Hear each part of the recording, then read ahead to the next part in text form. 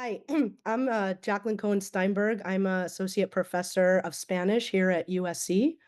And I apologize, I've been under the weather, so I'm a little hoarse, but welcome. It's so nice to be here. And I'm excited to start the second panel today. It's called Gender Identity and Innovation in Language Education. And let's get started. Just in general, I'm going to try to keep the talks to about 15 minutes, and I'll give you definitely a little warning in the chat for the speakers that are speaking, just so we can kind of stay on time so you guys can have that break at around noon. So let's get started with our first presenters. We have the first talk is entitled Portuguese as a Second Language for Indigenous Warao Women, Gender Inclusive Pedagogical Practices and Materials. And we have Carolina Coelho Aragon and Juliana Luana Freire from the Universidade Federal de Paraíba in Brazil. Thank you so much for joining us.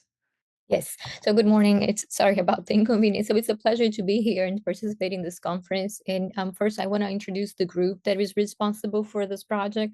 My name is Juliana Luna Freire, and I'm a professor of foreign languages here at Universidade Federal da Paraíba.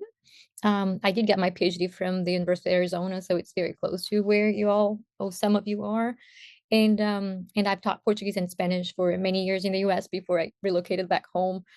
Professor Carolina Aragon, she got her PhD in linguistics at University of Hawaii. And then I have several students here who are actually the people who work a lot in this project. And some of them might be over here for the questions and answers at the end. Um, so the title of the presentation is Portuguese as a second language for Indigenous Warao women, gender inclusive pedagogical practices. And I wanted to start by um, emphasizing that the drawings that you see on the slides, they were done by a young girl who participated in the classes along with her mom. And we decided to include those just because they represent so well the place where this community comes from, the rivers where the community comes from, and all, as well as their history. So the Warao, they live in the Amaruco Delta region of eastern Venezuela, and it's a region with numerous rivers, close to the Manamo, Rio Grande, Macareo, and they are fishing and gathering people. So if you're not familiar with the migration of this population to Brazil, which is a fairly recent phenomenon, um, they came to Brazil through the border, and we had a large influx of migrants since 2018 through the government. They were received in different states because most of them would cross the border at the Amazon forest and occupy border cities. So this was just before the pandemic, and you see some of the news here of some of them getting COVID and everything like that. The Warao population, it has a large number of children and adolescents, so it's a very young population. And this is another slide of the kind of project that we've been doing at the university in order to receive them over here and to try to improve the conditions in which they live, right?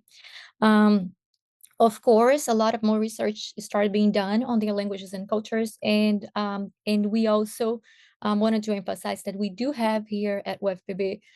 This is another picture of the kind of activity that we had to do as soon as they arrived. Still wearing the mask, and then books and things and all that research done on what our communities, right?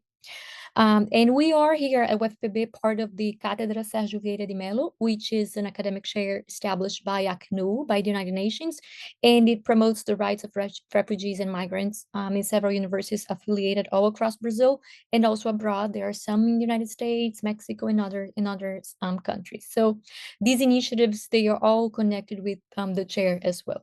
So in terms of the theoretical framework about Indigenous teaching, we believe that as a scholars working with Indigenous communities, we have argued that this inclusive education is to honor place, community, and culture.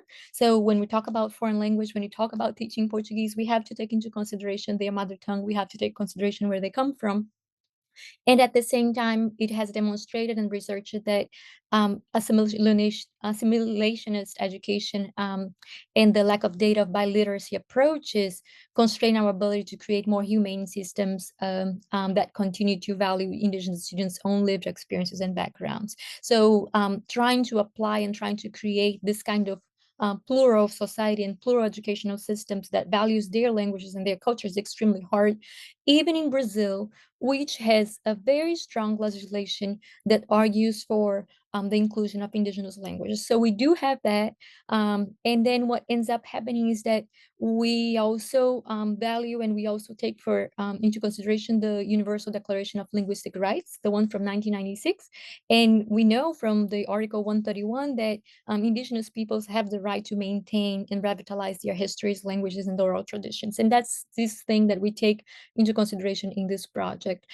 South America, and particularly Brazil, is renowned for its linguistic diversity. So it's not about only the Warao language, but also about the own languages that we do have over here. And we know that this diversity poses significant challenges for the educational system as well, for the health system, for all the systems, because we need translators, because we need interpreters to make sure that these populations are cared for in the public system as well. So our last point is that we recognize the need to focus on indigenous histories, and this is by Manuela da Cunha from 1992, in which we would help us reframe and question the process of coloniality, which has been imposed on these communities for so long. So we take these three items into consideration, and then we focus specifically on the idea of gender. In terms of gender, we bring this idea that we need a gender-just language, as proposed by Pirovano and many others. And our experience is that these communities since 2018, they have shown that their level of access that women have to Portuguese and Spanish is much more limited than men's. The communities that we work with, the women sometimes they don't speak Spanish, while the men usually do. And in terms of access to the Portuguese language, because the women they tend to relate less with the outside community, they haven't learned as much Portuguese as the men have. So this idea of this project was precisely to address that need of the Wara women to get to know Portuguese, and that's how the project started. They tend to speak less Spanish, they tend to write less, so their level of literacy is also less, and they have less access to these resources. So the project is geared towards the women from that specific reason, and we also consider that differently than Warao, Portuguese is a heavily gender language. So Warao is not. There was this transition that they had to perform in terms of using and adopting gender language in Portuguese. Depending on the experience with Spanish, they carry these concepts from one second language to DL3, right? And the third item is that this methodology that we used was based on the idea of using their oral histories in order to use that as material for teaching. So the syllabus was all built as the classes progressed and always based on their interest and their needs. So here are a couple of the objectives of the general objectives of the project, which was to promote among the undergraduate students who were directly involved in the teaching, right? They are undergraduate students of language of Portuguese, and they have to think about social, linguistic, and cultural spheres, associating research and outreach, right? We needed to plan, prepare, and train them on reflecting on the context of minority languages in elementary education, because they will become, most of them, teachers. And also the idea to set up academic spaces at the university for teaching Portuguese as a host language.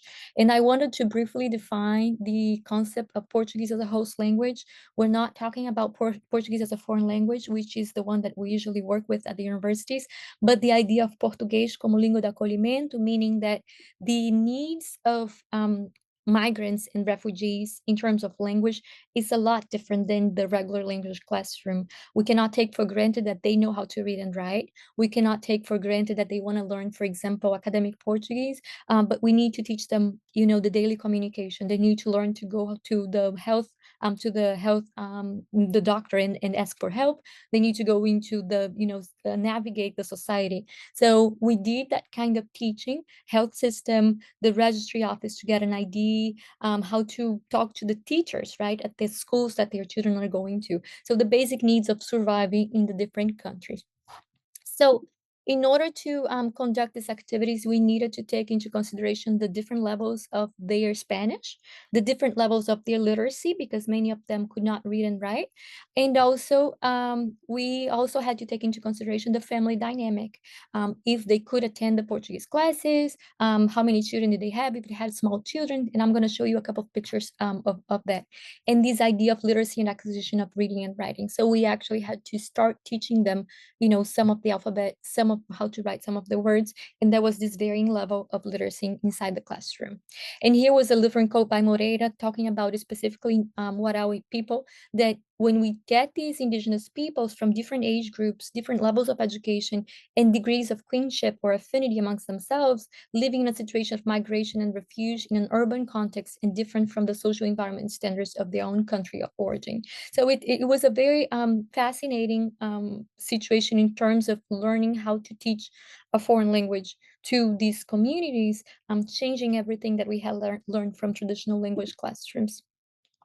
So let me show you a couple of the things of how this worked. Most of the Warao in João Pessoa, they live in shelters. So they still have been relocated by the government in different shelters around the city, and some outside João Pessoa, which is the capital, but nearby cities, right? If you see from the images, you see that the women, some of them are breastfeeding, they have their kids sleeping by, some of the children in the background. We would have toys or things that they could play with inside the classroom so that you would keep them occupied. They are organized in the shelters according to families, but it doesn't necessarily that different shelters get along with one another. What else? They also need assistance in coming to university and going back, so we had to arrange for that as well. These women, they are not urban based, but they are living in the city, so this adaptation also was something that they had to go through. And then also many of them had migrated within Venezuela before coming to Brazil. Some of them have already migrated within Brazil before coming to João Pessoa. And this kind of migration is always men-led, right? So the men decide when to go or if they're going to a different city and so forth.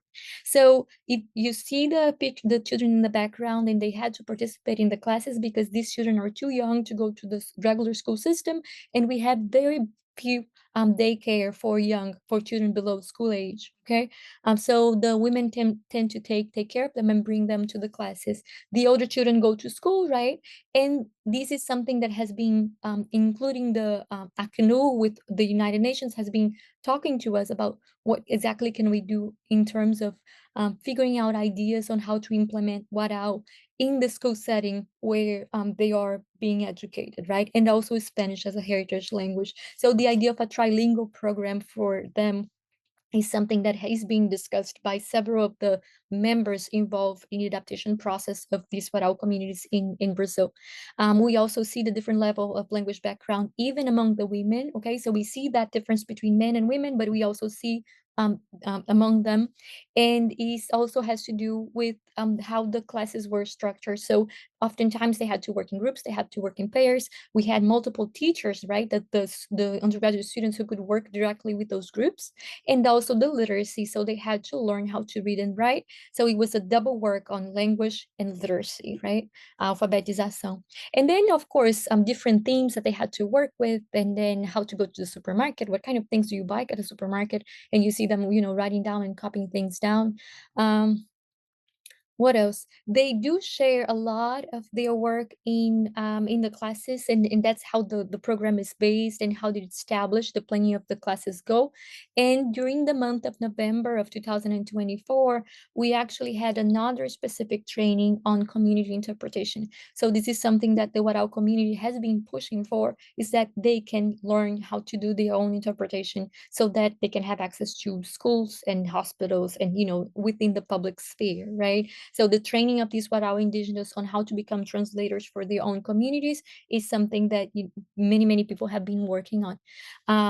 And about the school setting, this is an image from one of the final days in which the teachers went to the public schools where the older children are actually being educated. So you see them wearing the school uniform, right?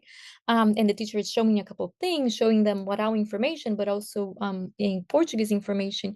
And there is a working group working along with FUNAI, who takes care of the indigenous groups in Brazil, and also the government, Ministério Público, aiming at working with this educational sector in terms of providing the best practices for this specific group of students. So it's something that the university has been working with them, with the women, with the men as well, and the whole indigenous communities.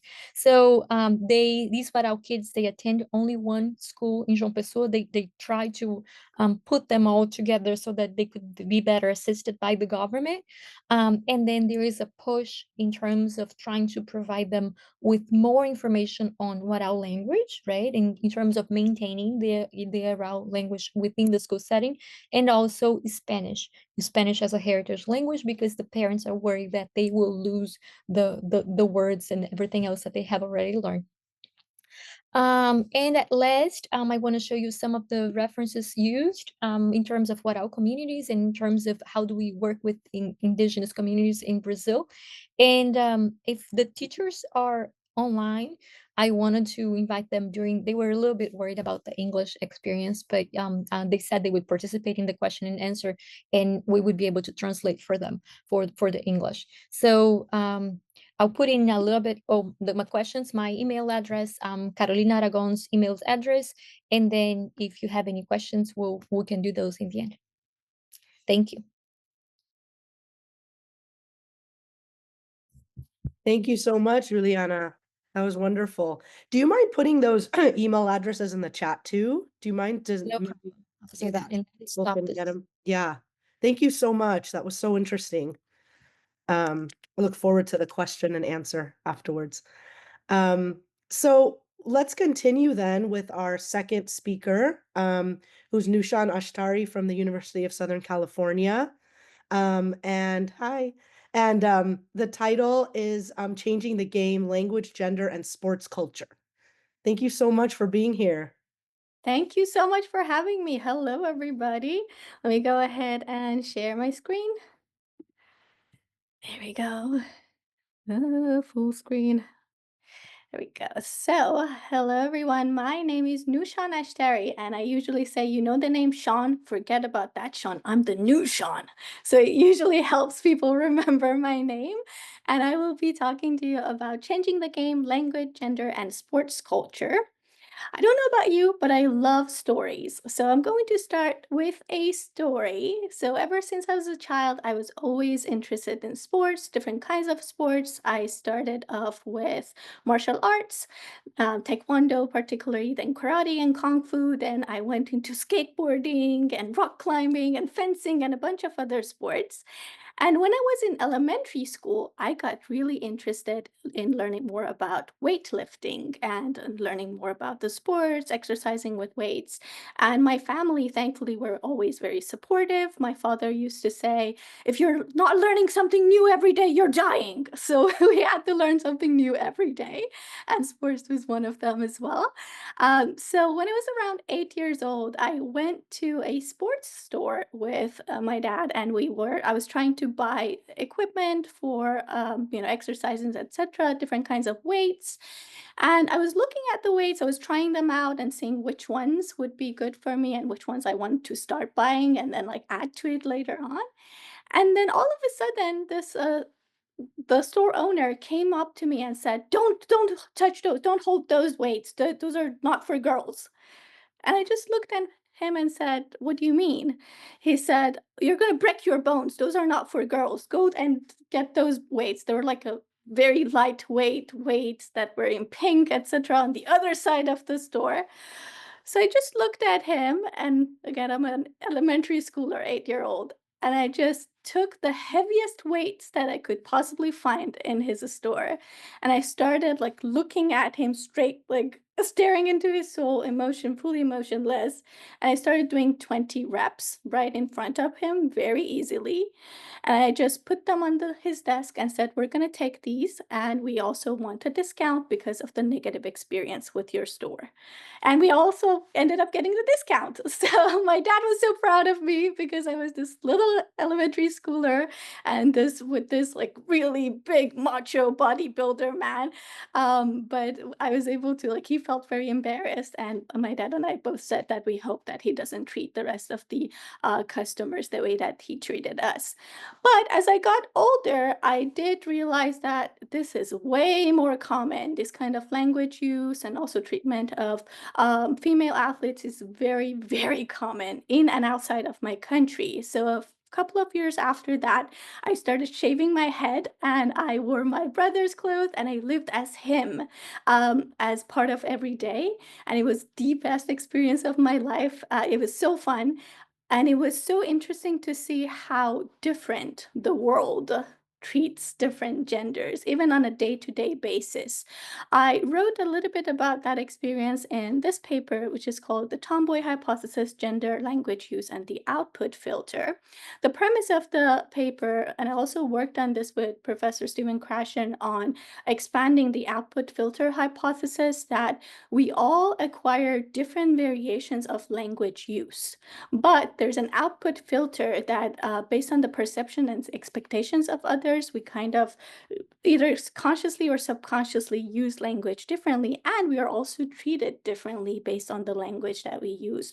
For example, in my experience, people would make space, even when I was skateboarding or riding my bike. People would make space for me if I looked as a boy. But if I was doing the exact same thing, looking like a girl, constantly had to dodge people or they would look at me weirdly. They would not give me space. I constantly had to fight for space. And even things that I said would be taken much more seriously if I said them looking as a boy versus if I said them as a girl, they would be brushed off. And I still, to this day, I experience that, and I'm sure a lot of us experience that. But having lived as the male version versus female version, it was so much more clear how different those words can be. Now, when it comes to gender in sports, female athletes' participation and recognition in the sports have been a much recent phenomenon rather than male athletes. Only the past century, and particularly about the past couple of decades, we've seen more and more females athletes recognition, even though they have been participating, but having more recognition has been very recent. And even with all the obstacles, sportswomen have made great strides very quickly compared to sportsmen.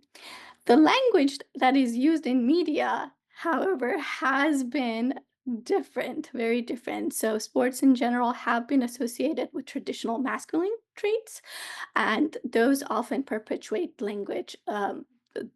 The bias in the language that also affects the way that the public perceives female athletes and opportunities that are provided for females in sports.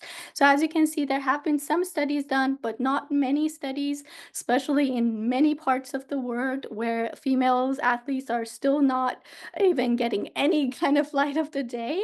But even in countries and studies that have been done, more than three-quarters of sports news articles focus on sportsmen, and less than 10% of sports news articles are written by female journalists. And these are just, studies that have been done in developed or whatever the term is used for countries that is more common for female athletes to participate. Now, even the language that is used in media for female athletes is a lot of times focused on them being novelty as versus focusing on their competence as athletes, which also marginalizes women in sports. And for non-binary and other kinds of gender representations and presentations, it is much worse. So they're not even getting that much coverage either. Even on the studies that have been done, so for example, Cambridge English Corpus and the Sports Corpus, there have been some studies done, and they've looked at the language that is being used for talking about sports and gender, and men are 2 to 3 times more likely than women to be mentioned when it comes to discussing sports and sporting achievements. And a lot of times, even when women are mentioned, it's more about aesthetics versus athleticism.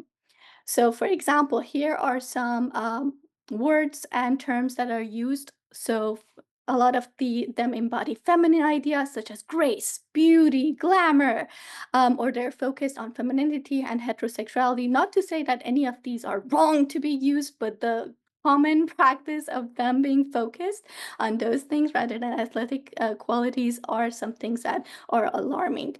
A lot of times they highlight sexual appeal and femininity over athletic accomplishments, and they also focus on aspects of their lives outside of sports or their roles, such as being a girlfriend, mother, etc., which for men, it's very rarely used. Also, the language that is used in the corpus is a lot of times very infantilizing. So, for example, women are referred to as girls or young ladies, versus very rarely sportsmen, like professional athletes, are called boys, or, kind of like dismissed like that. I actually went to an event that was a skateboarding Hall of Fame for women skateboarders a couple of weeks ago, very recently. And even the title of that event was, I think, Hall of Fame Skateboarders Ladies Launch.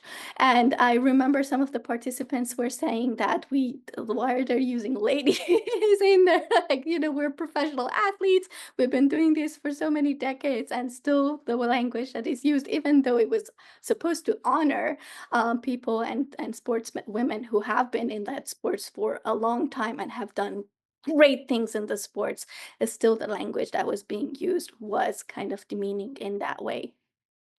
Also, that leads to significant pay gap and very limited opportunities. For example, BBC did a study and they had 143 respondents, and more than a third of them said that they are no longer able to, or they have not been able to have sports as a career, as a professional career, because of the income that they're getting is much lower, if they get any income. So many sports women are not able to continue sports as something that is a huge part of their lives because of that, and they get very limited opportunities compared to men in sports. And also, they experience sexism both online and in person, especially nowadays with social media. Of course, there are advantages and disadvantages, but it's a lot more of negative impact that comes their ways and lack of support. So, for example, 1/3 felt that they do not get enough coaching support compared with men, and 3/4 said that they had experienced sexism in the sports, both by coaches, colleagues, etc., and also people who are observing them in the sports. Now, these also are not just limited to professional athletes and sports as a career or something that is a huge part of their lives, but in everyday conversations, or even the contents that we use for our classes or media, anything that we see on the news and TV, etc. These kinds of struggles and biased perceptions are constantly there. So, for example, I'm sure all of us have taught languages or are teaching languages and have been in language instruction in different languages. And as you've probably noticed, a lot of times, even when there is a chapter or a unit about sports, mostly, if not all of the pictures or the articles or the reading passages focus on men in sports. Very rarely women, and other gender presentations, not at all.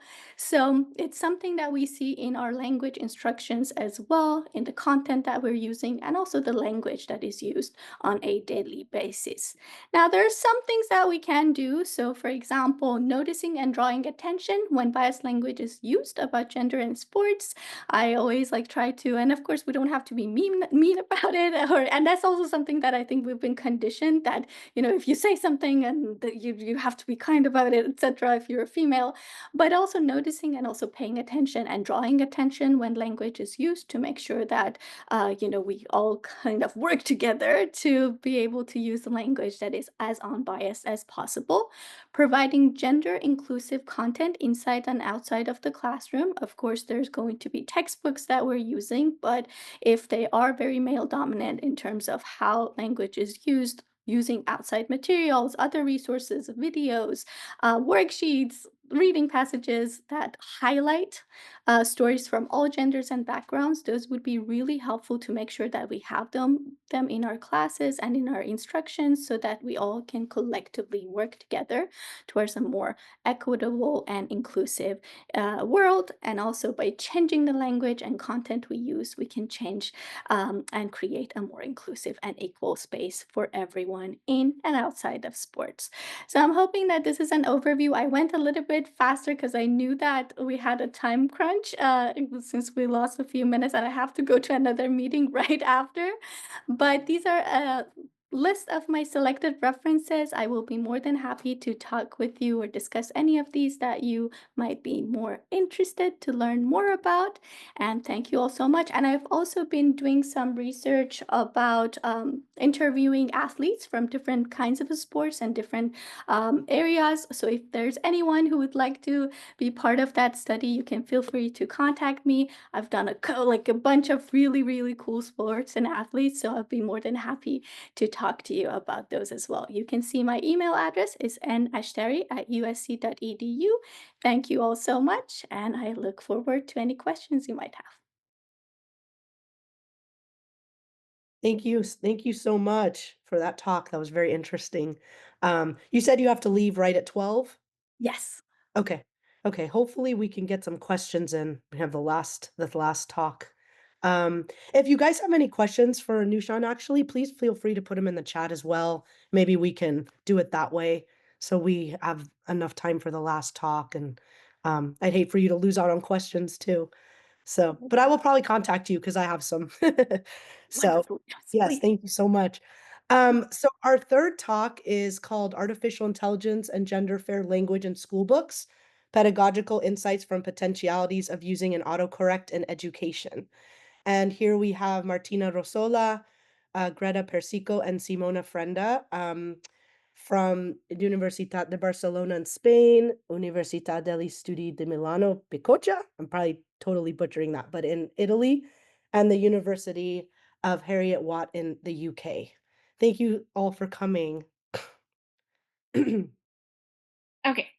so I will be speaking for my two co-authors who could not be here today. I'm sorry about that. Okay, so now,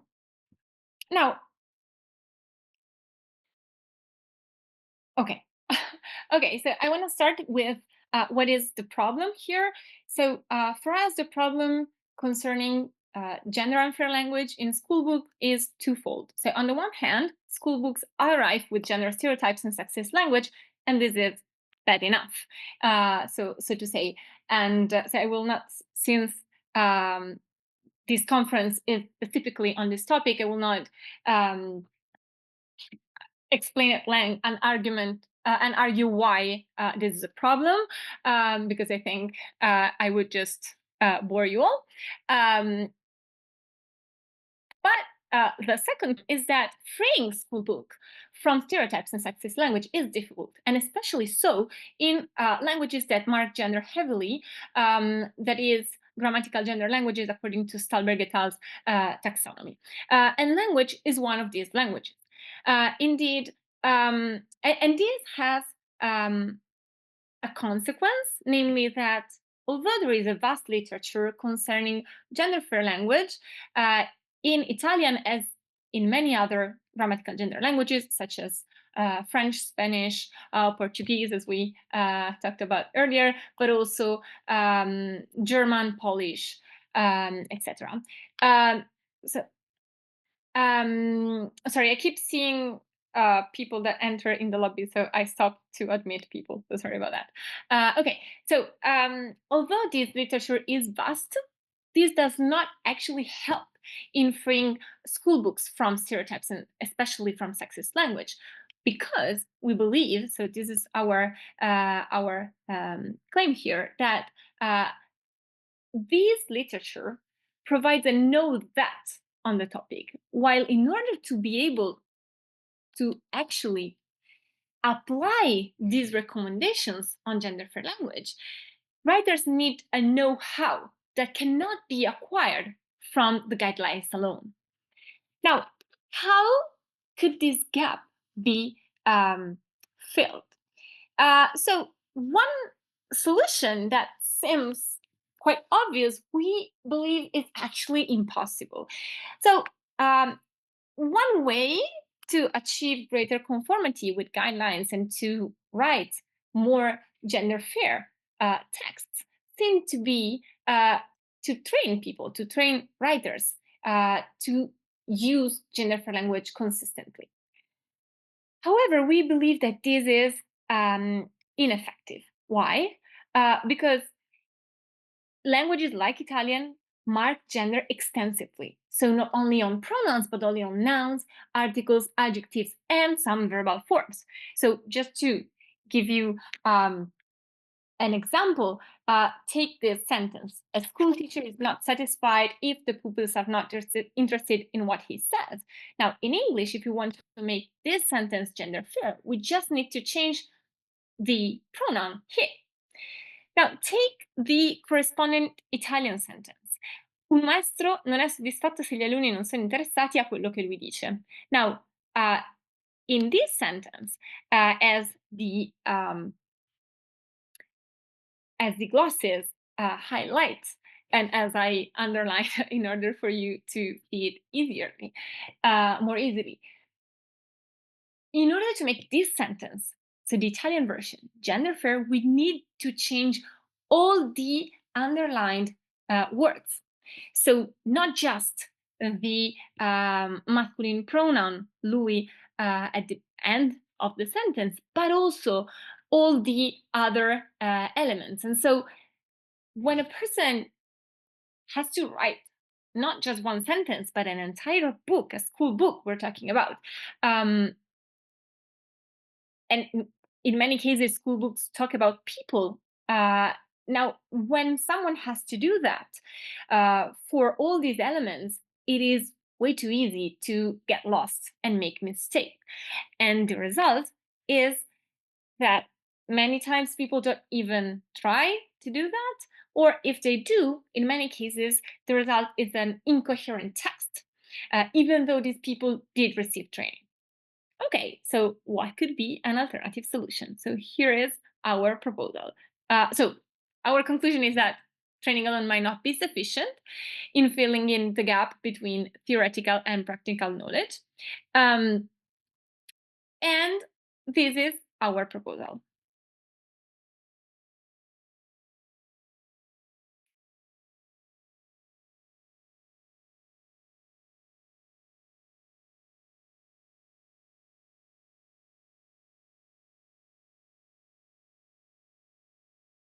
So the idea would be to use an autocorrect, so just to so that we have, oh, sorry.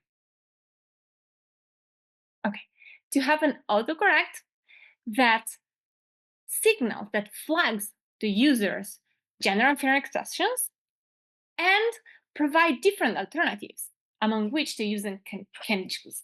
Now, crucially, the idea would be to actually explain, so here is the find out why, to explain to the user why the flagged expression was unfair and why the alternative is better, is fairer. So here is an example. So the video was in English for communication purposes, but to illustrate, I will use an example in Italian. So if we take this sentence, l'esempio di Reagan fu seguito dal primo ministro inglese Thatcher. Now, this example was readapted from a sentence that we actually found in a textbook 2 years ago, in a high school textbook 2 years ago. So Thatcher was actually referred to in the masculine form, so the first minister. Now, here the autocorrect would propose the alternative dalla prima ministra, so in the feminine, to substitute the masculine del primo ministro with the feminine, given that Thatcher was a woman, and would provide the following explanation. Dal primo ministro is masculine, but refers to a woman, Margaret Thatcher. So just as we would not use a feminine job title for a man, not even if he works a traditionally feminine job, for instance, Marco l'ostetrica, Marco the obstetrician, we would not say that in the feminine. There's no reason to use a masculine title for a woman. Now, our proposal is that using the software would trigger a virtuous process in which one is enabled to identify errors by understanding them thanks to explainability. Now, this proposal is also based on some research showing that, for instance, some young high performance writers modified their behavior once the error was pointed out to them and the reason explained. And also research concerning specifically spelling and grammar checking software that was shown to make the practice of writing more attractive and helping in the learning process, and on the other hand, to enrich the user's vocabulary size. So, so we have evidence that these tools that suggest that these tools can actually help users learn, and we believe that the key is explainability, namely the notion that a machine learning model and its results can be made and can be explained and make sense to an AI user. Now, in this process, thanks to the finite Y, the user is provided with feedback, which is crucially and an extremely valuable element of the learning process. Why? Because it allows one to gradually progress. So the idea is, by explaining the warning, the flag, with adequate reference to the guidelines, to the gender fair guidelines, the software will sensitize the users and allow them to learn how to write according to gender fair guidelines. In this way, both students and teachers are part of a constructing learning process. Now, we started by saying that the problem was twofold. So not only we have school books that are written in sexist language, but also it is difficult to free them from this language. And we believe that such a software would actually provide multi-level benefits. On the one hand, and this also depends on different users. So on the one hand, teachers and textbook authors that use the software would actually be facilitated. So the use of the software would actually facilitate the production of gender fair instructional material, so textbooks, but also slides, for instance. Moreover, it will train them to use gender fair language autonomously, precisely because of the virtuous learning process mentioned above. Moreover, students will benefit on different levels from this autocorrect. So first and foremost, they will have access to gender fair materials. So their school books and their slides would not longer be rife with sexist language. But also, and this by itself increases the familiarity with gender fair language, making it easier for them to actually use it. And this will also be strengthened by the use of the software. So if students use the software themselves, this will train them to use gender fair language autonomously. And so that's our proposal. Thank you for your attention, and I'm looking forward to hear what you think.